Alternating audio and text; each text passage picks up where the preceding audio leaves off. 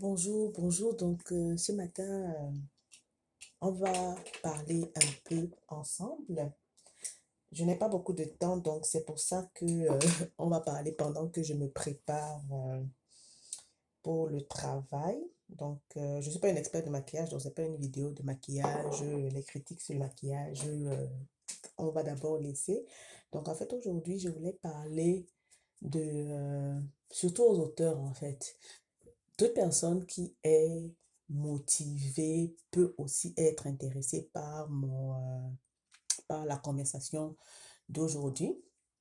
En fait, depuis le début de l'année et même depuis plusieurs années sur ma page, je parle beaucoup de motivation, je parle beaucoup de self-help, de développement personnel, parce que ce sont des choses,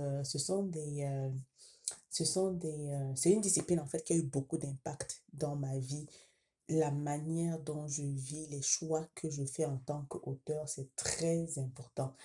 Je me souviens, il y a quelques années, j'ai lu le livre The Seven Habits of Highly Effective People. Et je pense, une partie qui m'a beaucoup frappée dans le livre, c'est que à la fin de votre vie, de quoi est-ce que vous aimeriez que les gens se souviennent de vous? Qu'est-ce que vous voulez que les gens gardent de vous à la fin de votre vie quand vous ne serez plus? Qu'est-ce que vous voulez que les gens disent de vous? Donc, si je repasse ça dans le contexte de l'auteur, en tant qu'auteur, quel est l'impact que je veux avoir sur la société? Quel est le regard que je porte sur la société? Qu'est-ce qui me plaît? Qu'est-ce qui me déplaît? Qu'est-ce que je peux changer? Comment est-ce que je peux changer la société? Peu importe que je sois une auteure de renom ou pas, chacun à son niveau peut apporter sa pierre à l'édifice, peut contribuer au changement des mentalités de la société.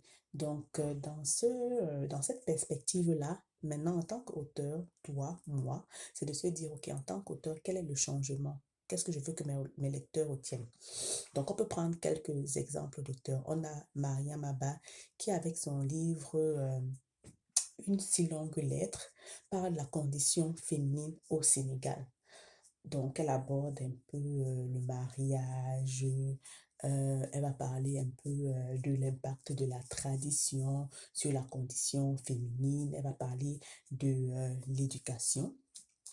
On a Léonora Miano qui, dans certains de ses romans, je n'ai pas le titre immédiatement là, va aussi parler je pense bien de l'esclavage, de l'impact de l'esclavage en Afrique, comment ça se passait. Me corriger si vous avez lu certains de ses livres. On a aussi une Chimamanda Ngozi Adichie, auteure nigériane, qui utilise en fait sa voix pour aussi, dans un de ses livres, elle parle de l'immigration. Elle a aussi parlé dans un autre de ses livres de la guerre du Biafra. On a d'autres auteurs, hein. On a, qu'est-ce qu'on a encore? On a, bref, le nom m'échappe tout de suite, mais j'ai travaillé sur ces romans pendant que j'étais étudiante. On a plusieurs auteurs en fait qui parlent de la condition féminine. On a Alain Mabanko aussi qui parle aussi beaucoup de l'Afrique, ouais, qui parle aussi de l'Afrique dans ses romans.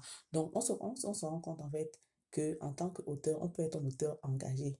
Pas forcément. On peut aussi avoir des sujets légers, tout dépend de l'impact qu'on veut avoir. Et même dans des sujets légers, on peut soulever certaines problématiques. Le roman n'a pas besoin d'être engagé à 100%, mais vraiment, c'est de se dire quel est l'impact que je veux avoir sur la société.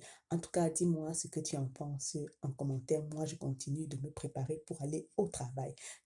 On se reprend et à bientôt.